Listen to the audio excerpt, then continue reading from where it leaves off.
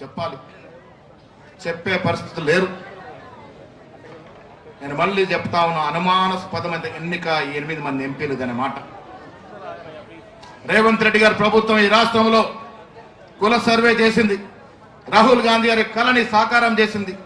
56.33% ఈ రాష్ట్రంలో బీసీలు ఉన్నారనే మాట ఒక అఫీషియల్ డాక్యుమెంట్ ఇవ్వగలిగింది.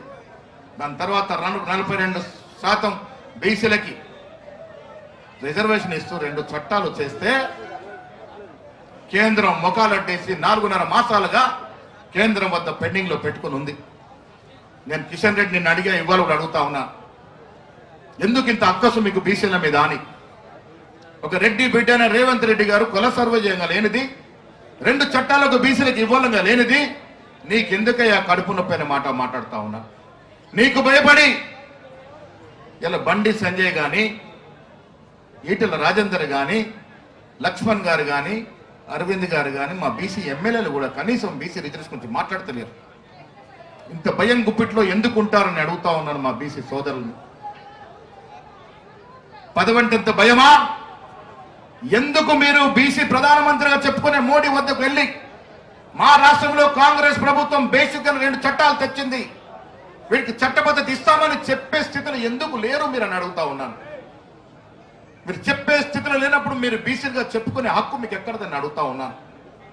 అందుకే నేను బండి సంజయ్ గారిని దేశ్ముఖ్ అనే మాట నిన్న ఒక మీటింగ్ లో చెప్పినాను. పుట్టుకతో బీసీ అయితే మాత్రం కాదు,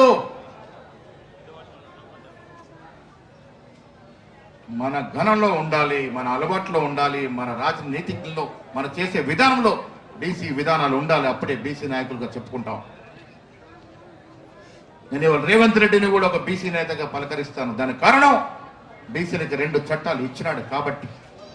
మరి మీరు బీసీలుగా పుట్టి, బీసీలుగా నాయకత్వం అలటింపజేసుకొని, బీసీలుగా ఎదిగి ఇలా బీసీలకు రావాల్సిన హక్కుల్ని కాల రాస్తా ఉంటే వచ్చే తరాలు మిమ్మల్ని ఎట్లా క్షమిస్తాయి?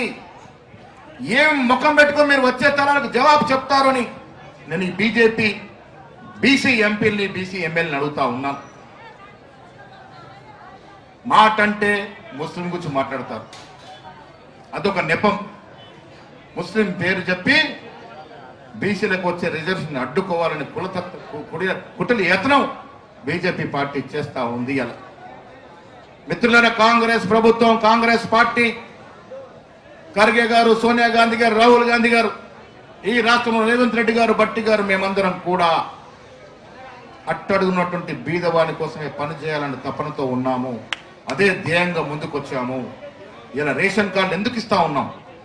రేషన్ కార్డు అనేది బీదవాళ్ళ జీవితంలో ఎన్ని మలుపులు తిప్పుతుందో మాకు తెలుసు కాబట్టి, రేషన్ కార్డు వల్ల ఎన్ని లబ్ధులు పొందుతారో మాకు తెలుసు కాబట్టి, గరీబోడికి ఇల్లు అనేది ఒక జీవిత కళ.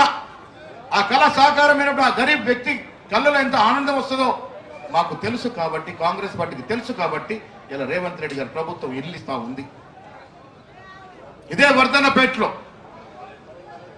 కొన్ని వేల ఇందిరం ఇల్లు వస్తా ఉన్నాయి.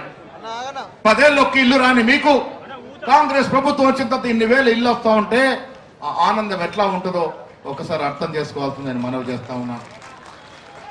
నేను చాలా సందర్భాల్లో చెప్తాను. ఇందాక వస్తూ ఉంటే మీడియా మిత్రులు అడుగుతా ఉన్నారు, మీరు పాదయాత్రలు చేస్తా ఉంటే ప్రతిపక్షాలు విమర్శిస్తా ఉన్నాయని. అసలు ప్రతిపక్షం ఉందా ఈ రాష్ట్రంలో? ఎవరు ఈ రాష్ట్రంలో మనకు ప్రతిపక్షము? ఆ స్థాయిలో ఎవరైనా ఉన్నారా?